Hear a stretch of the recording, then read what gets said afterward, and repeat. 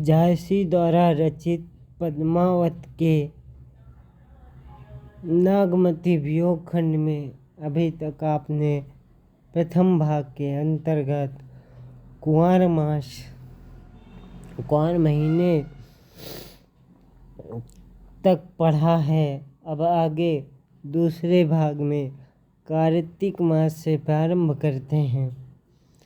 कार्तिक शरद चंदो जियारी, जग शीतल हो बिरहे जारी।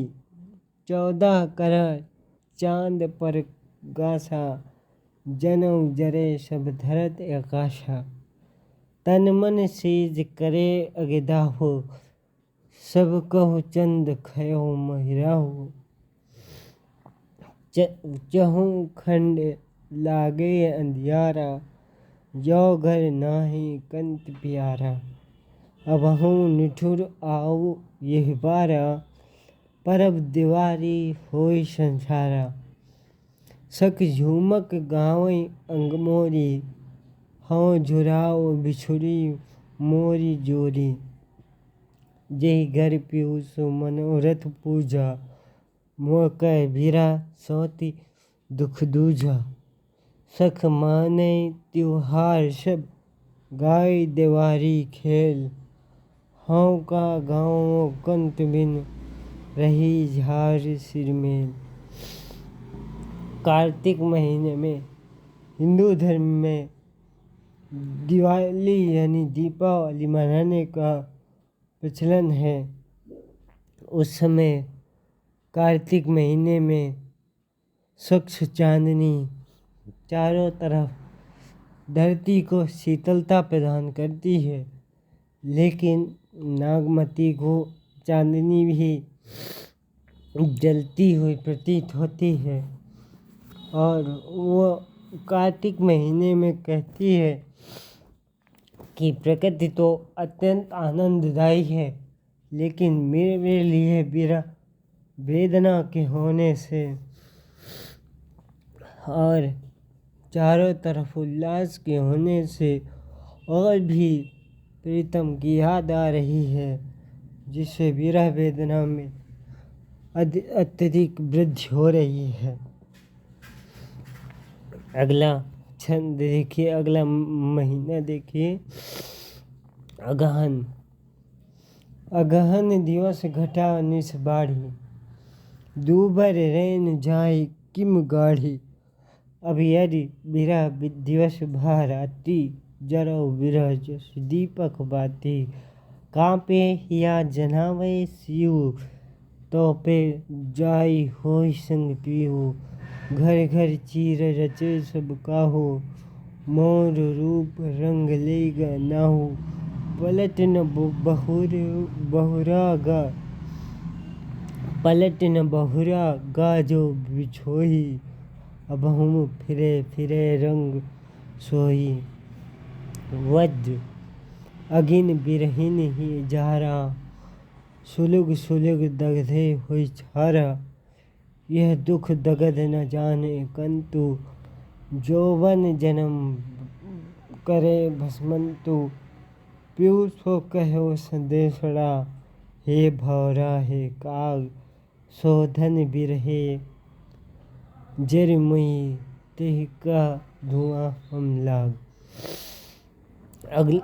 अगहन महीने में क्या होता है, प्रकृति में क्या परिवर्तन आते हैं, उनको इस छंदों में दिखाया गया है। अगहन मास में दिन छोटे होने लगते हैं और रात बड़ी होने लगती है।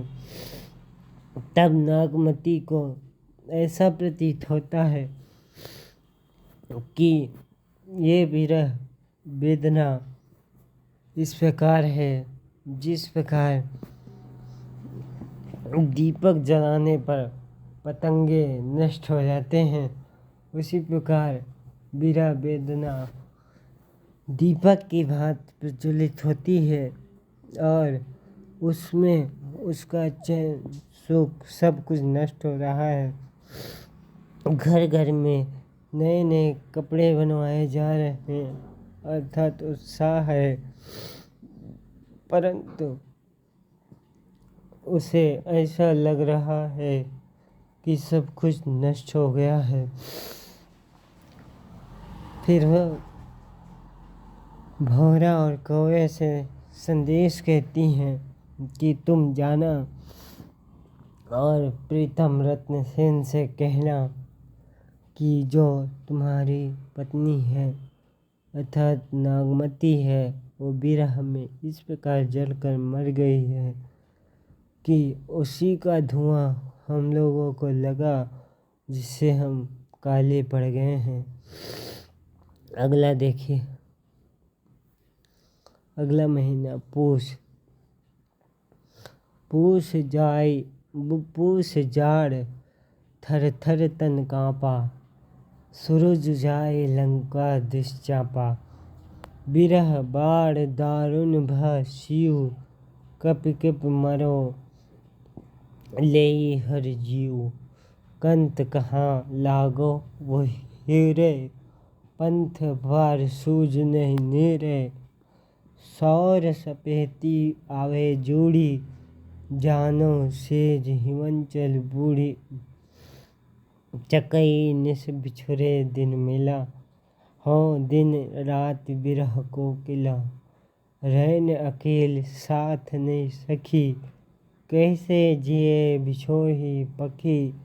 बिरह सचान भयो तन जाड़ा, जियत खाई और मुँहे न छाड़ा। रकट ढूढ़ा मासू गरा, हाड़ भयो सब शंख।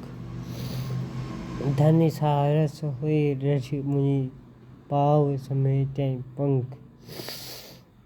पूस में जाड़ा अर्थात सर्दी का मौसम आ जाता है और सूर्य में गर्मी यानी ताप की कमी आती है। परंतु नागमती के वियोग की कोई सीमा नहीं है। उसे ऐसा लग रहा है कि बिरह रूपी जाड़ा उसके तन को कपा रहा है,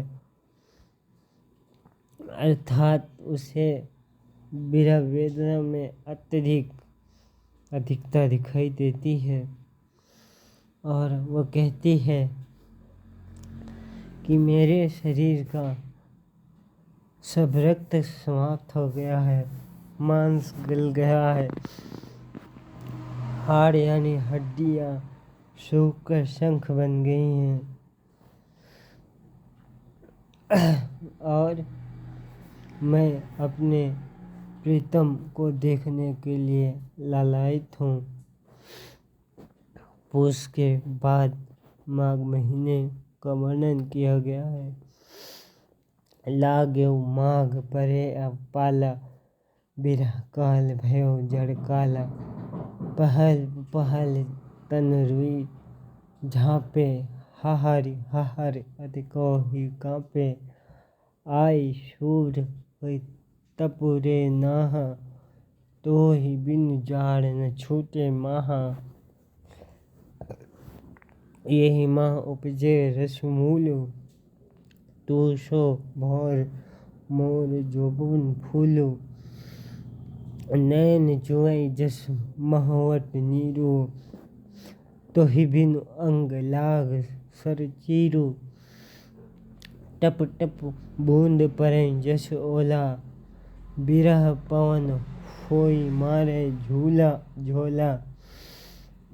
केहिका श्रृंगार को पहिरु पटोरा, गियो नहार रही होई डोरा।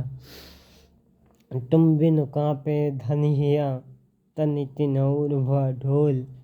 तेहि पर बिरह जराई के, चहें उड़ावे झोल। माघ महीने में पाला पड़ने लगता है अर्थात बर्फीला मौसम हो जाता है, जिसे विरह वेदना में और भी अधिकता होती है।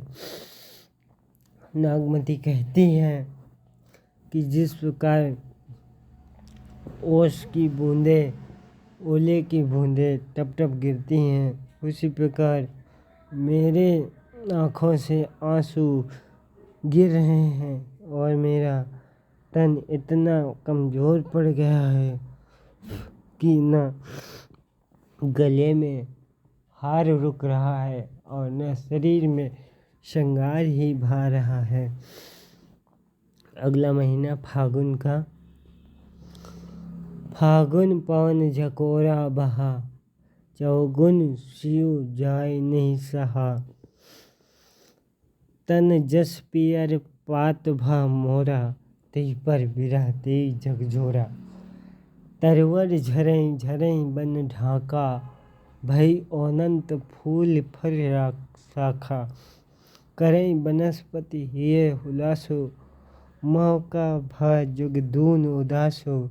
फाग करई सब चाँचर जोरी, मोहि तन लाई दीन जस होरी। जो पे पियो जरत अस पावा, जरत मरत मोहि रोष न आवा। रात दिवस सब यह जीव मोरे, लगो निहोर कंत अब तोरे। यह तन जारो छार के, कहूँ कि पवन उड़ाऊ। मकु तेहि मारग उड़ परे, कंत धरे जह पाऊ।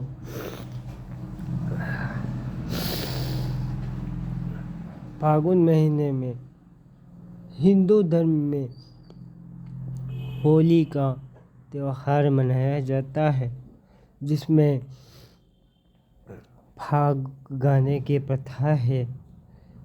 नागमती कहती है कि चारों तरफ फागुन मास का उल्लास छाया हुआ है और लोग फाग गा रहे हैं तथा प्रकृति में परिवर्तन हो रहा है। पेड़ पौधों के जो पत्ते पीले हो गए वो झड़ गए हैं और उनके स्थान पर नए नए कोपले फूट पड़े हैं। लेकिन मेरे लिए ये सब बेकार है, क्योंकि मेरा पति तो बाहर है और मेरे लिए उल्लास की कोई वजह ही नहीं बची, कोई कारण ही नहीं बचा। वो कहती है कि जिस प्रकार होली जलाई जाती है उसी प्रकार मैं तन को जलाकर राख कर देती हूँ। और हे पवन, तुम उस पथ पर उस राख को फेंक देना जिस पथ पर मेरे पति अपना पाँव रखें। फागुन के बाद जो महीना आता है वो चैत में प्रकृति में क्या क्या परिवर्तन होते हैं, उन परिवर्तनों का उल्लेख इन छंदों में है। चैत बसंता होई धमारी, मोहि लेखे संसार उजारी। पंचम बिरा पंचसर मारे, रखत रोहि सगरो बंधारे। बूढ़ उठे सब तरवर पाता, बूढ़ी उठे सब तरवर पाता। भीज मजीठ तेहि सुबन राता। बौरे आम फरे अब लागे, अबहु आओ घर कंत सभागे। सहस भाव फूली बनस्पति, मधुकर घूमई संवर मालती। मोह का फूल भय सब काटे, दिष्ट परत जस लागई चाटे। फर जो बन भय नारंग शाखा, छुआ बिरह अब चाहि न राखा। घिरन परेवा होई पियो, आऊ बेग पर टूट। नार पराए हाथ है, तो बिन पाँव न छूट। चैत महीने में बसंत ऋतु का आगमन होता है, जिससे सभी पौधों पेड़ों में नई रौनक आ जाती है और आम में बौरे लगने के पश्चात फल लगने लगते हैं, वनस्पतियाँ फूलने लगती हैं। नागमती कहती है कि सबके लिए फूल होंगे, लेकिन मेरे लिए कांटे हैं और इन पर दृष्टि जाते ही ऐसा लगता है कि मेरे गाल पर इन्होंने तमाचा मार रखा है, चांटे लगा रही हूँ, अर्थात विरह वेदना में वृद्धि हो रही है।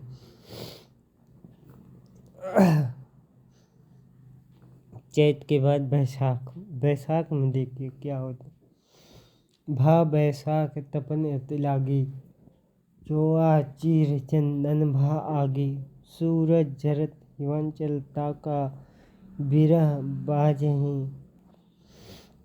सौरथ हाका, जरत बजागिन कर प्यो छाहा, हाउ बुझाऊ अंगारन महा, तोय दर्शन होय शीतल नारी, आई आग ते कर फुलवारी, लाग्यो जरे जरे जस भारो, फिर भूंजिस तजो न बारो, फिर भूंजिस तजो न बारो, सरोवर हिया घटत नित जाई, टू को होय के बिहराई, बिहरत हिया करऊँ पीटे का, दीठ दवागरा मेरा एका, कवल जो मान सर बिन जल गयो सुखाई, कबहु भेली फिर पल में जो पे सींचे आई।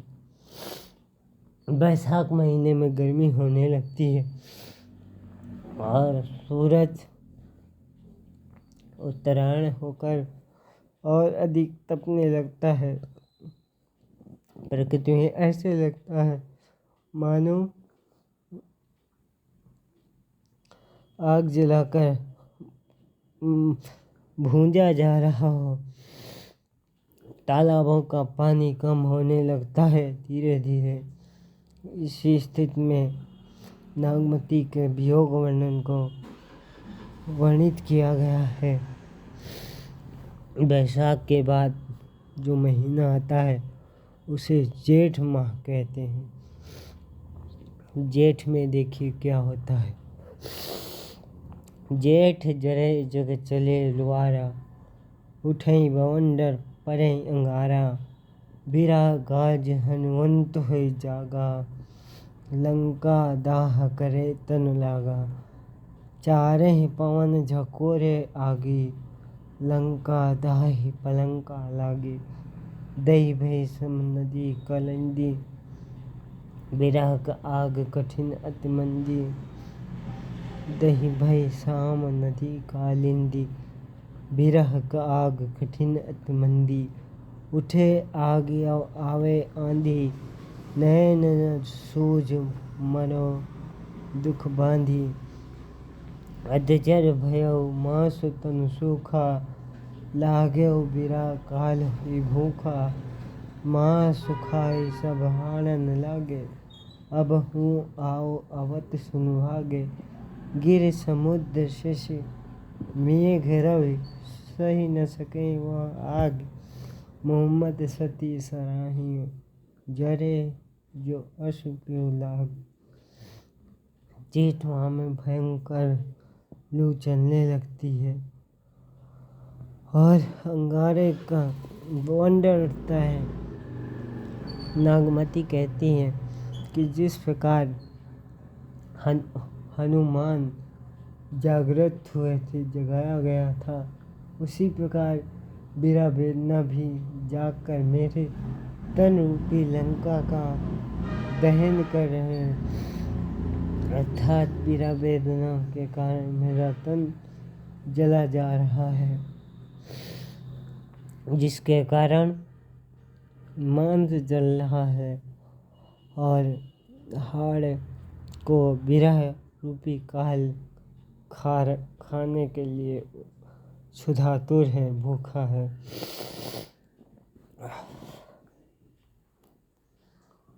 आषाढ़ मास में देखिए क्या होता है। तपे लाग अब जेठ आषाढ़ी, मोहिपी बिन साजन बई गाढ़ी, तनि तिनोर भा झोरो खरी, भई बरखा दुख आगर जरी, बंद नाही और कंध न कोई, बात न आओ कहाँ का रोई, साठ नाठ जग बात को पूछा, बिनु जीव फिरे मूंझ तन छूछा। भई दुहेली टेक बिहुनी, थाम नाहि उठ सके न थूनी। बरसे में चुए नयनाहा, छप्पर छप्पर होई।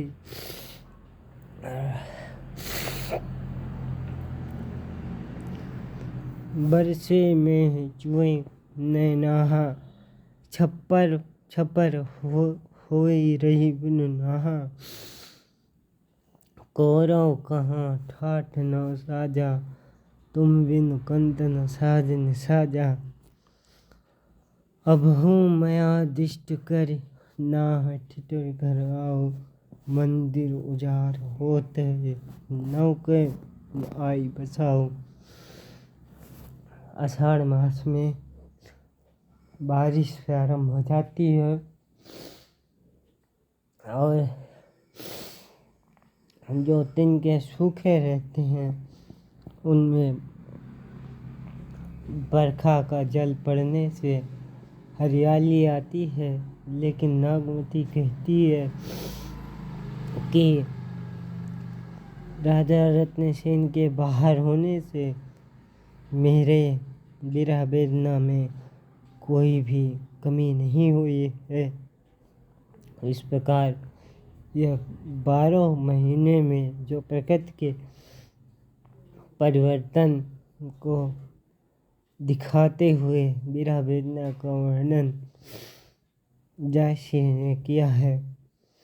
अब उसका उपसंहार अगले छंदों में कर रहे हैं। उन्होंने लिखा है, रोई गवाए 12 मासा, सहस सहस दुख एक एक सांसा।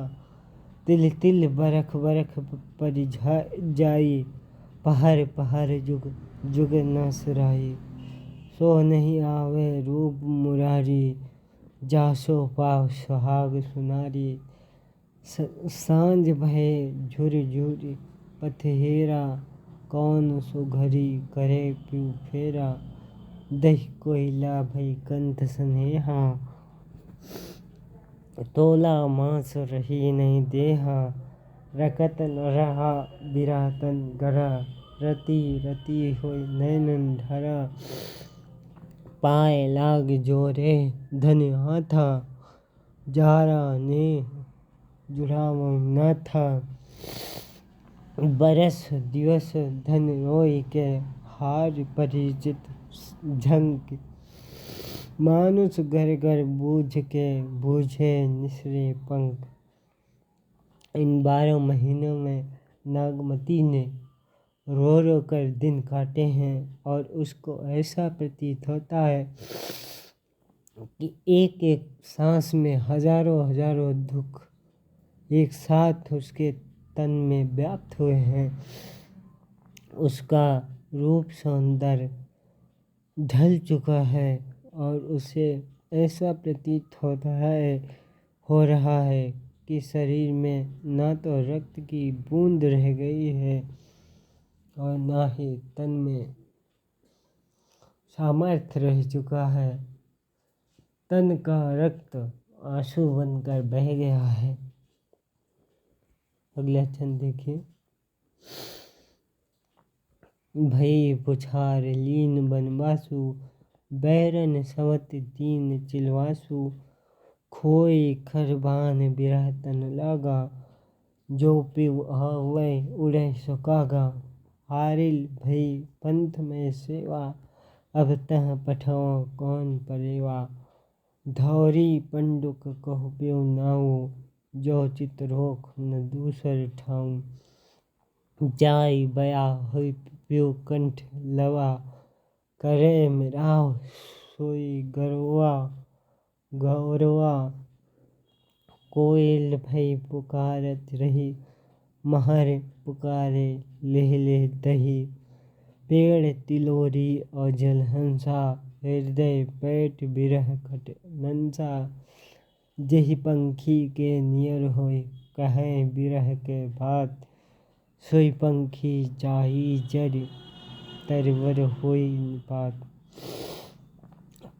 नागमती का वियोग वर्णन करते हुए जायसी कहते हैं कि इन 12 महीनों में उसे ऐसा प्रतीत हुआ मानो वनवास की स्थिति में जी रही हो और विरह वेदना का उस पर इतना आतंक घनघोर आक्रमण हुआ कि उसका शरीर जलकर पतला हो गया और वो जिस भी पंछी के नज़दीक जाकर अपनी विरह की बात करती है या जिस भी पेड़ के पास जाकर वो कहती है तो वो पंछी तुरंत ही जलकर राख हो जाता है और तरवर के सभी पत्ते झड़ने लगते हैं, झड़ जाते हैं, अर्थात वो निपात हो जाता है।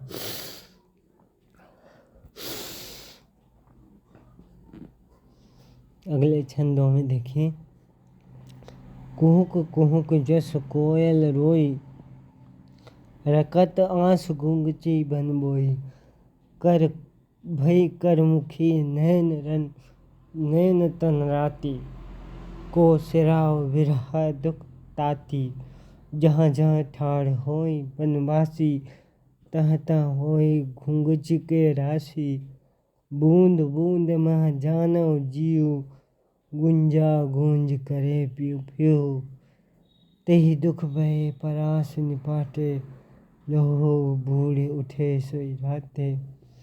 राते बिंब भीज तई लोहु, वर पाक फाट ही गोहूँ। देखो तहाँ होई सोई रात्या, जहाँ सुरतन कहें को बाता। नहीं पावस देसरा, नहीं हेमंत बसंत। ना कोकिल ना पपीहरा, जेहि आवे कंत, जेहि सुन आवे कंत। इन छंदों में जायसी ने बताया है कि नागमती के वियोग में कितनी ज़्यादा वृद्धि हुई है और उसका प्रभाव उसके मनोमस्तिष्क पर किस प्रकार पड़ा है। उसे ऐसा प्रतीत हो रहा है कि राजा रत्नसेन जिस सिंघल द्वीप में पद्मावती को प्राप्त करने के लिए गए हैं, वहाँ पे न तो बारिश का महीना होता है और न हेमंत या बसंत ऋतु आती है, न तो कोयल बोलती है और न पपीहे का विस्वर होता है। क्योंकि ऐसा होता तो उसे सुनकर कंत यानी रत्नसेन वापस जरूर आ जाते। इस प्रकार ये नागमती वियोग खंड आपने पढ़ा, समझा और नागमती के वियोग के विषय में अध्ययन किया। 12 महीने में क्या प्रकृति परिवर्तन होता है और उस प्रकृति परिवर्तन से उपजे विरह को किस प्रकार नागमती ने सहन किया, उन सब का वर्णन इन छंदों में किया गया है।